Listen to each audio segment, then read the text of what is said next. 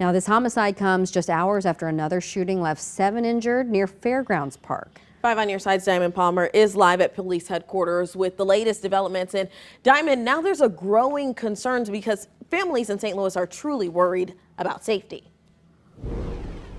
Well, Sydney and Michelle, certainly a growing concern this morning. Just hours ago, before we came on air here, Citizens for Greater Downtown St. Louis actually released a 2-page letter calling the violence in our city a crisis. Now, St. Louis police responded to 6 shootings in the last 24 hours, and more than a dozen people were injured over the weekend. We'll get right to a map this morning and show you where that shooting happened in North St. Louis that injured 7 people just after 10 last night on Kossuth and Prairie in North St. Louis. That happening last night. Police say it happened outside of a nightclub across the street from Fairground Park. The victims range from 24 to 54 years old.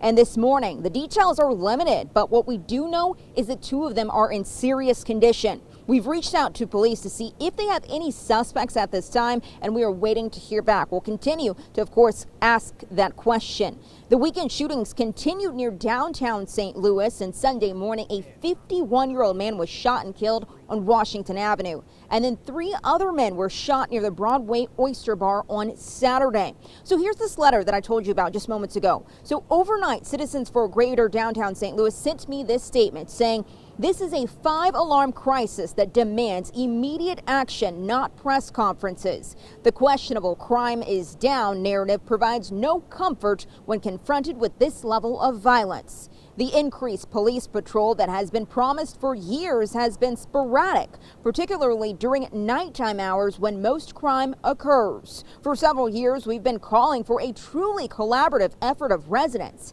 businesses, law enforcement, and civic groups to come up with a real plan." So the Citizens for Greater Downtown St. Louis says they actually have that plan, and they presented it to city leaders, and they say city leaders never came to the table to discuss with them. Of course, police at this time are still asking anyone for information on this weekend shooting. If you have that information, you should call them at 866-371-TIPS, and you can remain anonymous. But coming up in the next half hour, we'll check in with gun violence advocates and see what they are saying and also what resources they're providing. Reporting live here at police headquarters, Diamond Palmer, 5 on your side.